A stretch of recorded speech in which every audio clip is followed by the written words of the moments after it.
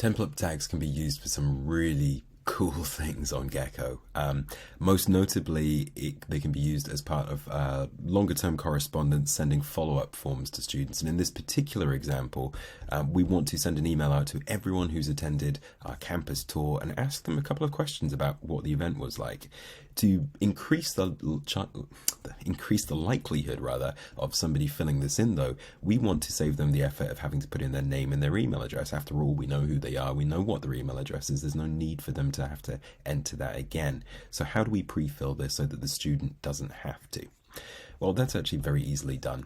On my form itself, I'm going to go to the Share tab, and if I scroll down beneath the web form link, there's an option to pre-populate form fields.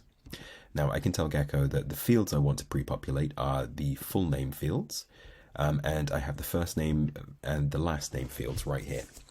Now I know what the tags are. If you're not familiar with what the input for first name and last name would be, you can come to our template tags library in the Academy.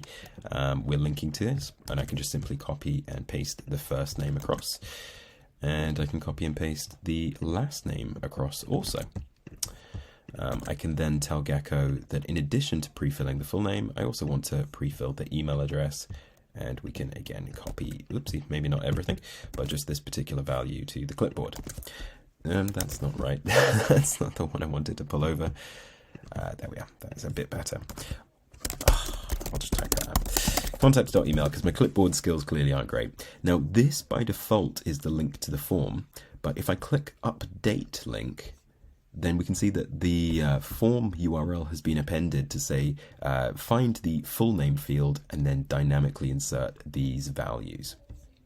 If I copy this form link to the clipboard now, and we head over to the email that we intend to send to students, so thanks for attending today's event, let us know what you thought of it here, we can actually anchor this big long form link and hit save.